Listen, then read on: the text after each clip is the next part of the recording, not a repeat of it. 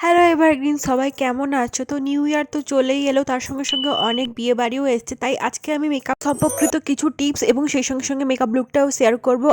যে ছোটোখাটো ভুলগুলোর জন্য তোমাদের মেকআপে অনেক কিছুতেই প্রবলেম হয়, যেমন মেকআপ ঠিকমতো বসছে না, মেকআপ ঠিকভাবে সঠিক পদ্ধতিতে করলেও কিন্তু মেকআপটা একদম কালো হয়ে যাচ্ছে বা অক্সিডাইজ হয়ে যায়। এই প্রবলেমটা মূলত অয়েল স্কিনেদের হয়। তো এই সংক্রান্ত সব কিছু তোমাদের সঙ্গে শেয়ার করবো ভিডিওটাতে। শেষ পর্যন্ত দেখতে থাকো, আশা করি ভিডিওটা তোমাদের জন্য একটু হলেও হেল্পফুল হবে। মেকআপটা বসে না যে কারণে, সেই কারণটা হচ্ছে প্রথমত আমরা স্কিন কেয়ার কিন্তু ঠিকভাবে করি না। স্কিন কেয়ারটা যদি তোমরা ঠিকভাবে না করো তাহলে মেকআপটা কিন্তু একদমই বসতে চাইবে না। তো স্কিন কেয়ার খুবই ইম্পর্টেন্ট। প্রথমে তোমাদের ফেসটা ওয়াশ করতে হবে, তারপরে টোনিং করতে হবে, দেন তারপরে ময়শ্চারাইজার অ্যাপ্লাই করতে হবে, তারপর একটা স্কিন টাইপ অনুযায়ী বুঝে তোমাদের প্রাইমার ইউজ করতে হবে। এই সমস্ত স্টেপগুলো কিন্তু ফলো করতে হবে, দিলেই কিন্তু তোমরা একটা খুবই সুন্দর একটা বেস পাবে, যেখানে তোমরা সমস্ত মেকআপ প্রোডাক্টগুলো ইউজ করলে মেকআপটা কিন্তু একদম ভালোভাবে বসে যাবে, কালো হবে না, প্যাচিও হবে না। তো তোমাদের সবসময় স্কিন টাইপ অনুযায়ী কিন্তু জিনিসগুলো ইউজ করতে হবে এবং সেই সঙ্গে সঙ্গে স্কিন কেয়ারটাও করতে হবে। তো দেখতে পাচ্ছ আমি এখানে স্কিন কেয়ার করে দেন আমি এখানে কনসিলার ইউজ করে নিয়েছি। এরপর কিন্তু আমি তোমাদের সঙ্গে একটা আই মেকআপ শেয়ার করছি। এই আই মেকআপটাও কিন্তু খুবই ইজি, তোমরা সবাই কিন্তু ইউজ করে নিতে পারবে। তো আমি বলে দিই আই মেকআপের ক্ষেত্রে তোমরা কী করবে। প্রথমে যে চোখের শেষের দিকে অংশে একটা ডার্ক শেড ইউজ করবে, তার পাশে একটু লাইট ডার্ক শেড এবং তার সাথে একদম একদম নিউড শেড ইউজ করবে, অ্যান্ড দেন ভালোভাবে ব্লেন্ড করে দিও। তো এই আই লুকটা যারা একদমই আই মেকআপ পারো না তারাও কিন্তু খুব সহজে ক্রিয়েট করে নিতে পারবে। আর মেকআপ বসে না বা মেকআপটা যে অক্সিডাইজ হয়ে যায় তার সেকেন্ড কারণ হচ্ছে যে আমাদের চোখের নিচে যে ডার্ক স্পটগুলো থাকে না, ওইগুলো কিন্তু তোমরা কালার কারেক্টার করো না, মানে কালার কারেক্টার ইউজ করো না। যে অরেঞ্জ কালার কারেক্টার ইউজ করা হয় ওটা তোমরা ইউজ করো না, দ্যাটস ওয়াই মেকআপটা কিন্তু কালো হয়ে যায়। তার বা কালার কারেক্টার ইউজ করার পর কিন্তু তোমরা একটা কনসিলার ইউজ না করেই কিন্তু ডাইরেক্টলি ফাউন্ডেশন ইউজ করে দাও। ফাউন্ডেশন তোমরা তোমাদের ফেসের কালারের সঙ্গে ম্যাচ করে কিন্তু ইউজ করো না, কখনো কখনো ডার্কার শেড বা কখনো কখনো লাইটার শেড ইউজ করো। তো তার জন্য কিন্তু ফেসটা একদম অক্সিডাইজ হয়ে যায়, মেকআপটা একদম কালো লাগে বা কখনো কখনো সাদা লাগে। তো সবসময় মাথায় রাখবে যে আমাদের ফেস টোনের থেকে মানে ম্যাচিং করে বা ফেস টোনের থেকে জাস্ট এক সেট বা দু সেট লাইট ফাউন্ডেশন ইউজ করবে, দেন কিন্তু তোমাদের মেকআপটা কিন্তু কখনো লাগবে না যে অক্সিডাইজ হয়ে গেছে বা সাদা সাদা লাগছে বা কালো কালো লাগছে।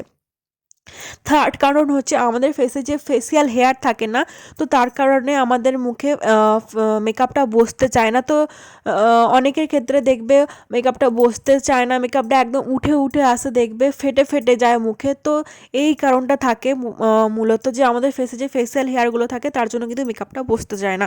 তো তার জন্য কিন্তু ফেসিয়াল হেয়ারটা একদম রিমুভ করা প্রয়োজন, তার জন্য ফেসিয়াল রেজার পাওয়া যায়।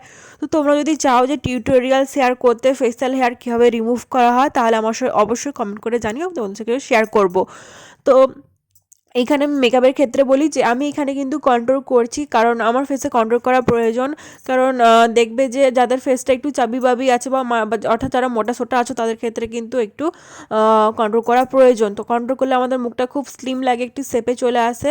তো মেকআপ করার পর কিন্তু আমাদের সবসময় সেটিংস পাউডার, মানে যে কোনো একটা পাউডার বা সেটিং পাউডার বা সেটিং স্প্রে বা মেকআপ ফিক্সার ইউজ করা খুবই খুবই প্রয়োজন, যার কারণে মেকআপটা আমাদের বসে থাকবে, মেকআপটা অনেকক্ষণ থাকবে। যেহেতু আমরা বিয়ে বাড়ি বা ওয়েডিং গেস্ট যেখানেই যাই না কেন বা পার্টিতে যাই না কেন, তো ওইখানে কিন্তু আমরা অনেকক্ষণ থাকি। তো সেই কারণে আমাদের মেকআপটা কিন্তু অনেকক্ষণ বসিয়ে রাখা প্রয়োজন, কারণ না হলে মেকআপটা একদম উঠতে শুরু করবে 2-3 ঘন্টার পর। তো এই সব কারণে বা এই সব জিনিসগুলো ইউজ না করলে কিন্তু মেকআপটা উঠতে শুরু করে, তোমরা এই ভুল কিন্তু সচরাচর করে থাকো। তো এইগুলো কিন্তু তোমরা সবসময় মাথায় রাখবে, এই স্টেপগুলো মেনে কিন্তু তোমরা মেকআপ করে দেখবে যে তোমাদের মেকআপটা একদম লং লাস্টিং হবে, মেকআপটা কালোও হবে না, অক্সিডাইজ করবে না, ফেটেও যাবে না। তো এই সমস্ত কথাগুলো মাথায় রেখে সবসময় মেকআপ লুকটা ক্রিয়েট করবে আর আমাকে কমেন্ট করে জানাবে যে তারপরে যে তোমাদের প্রবলেমগুলো সলভ হয়েছে কিনা।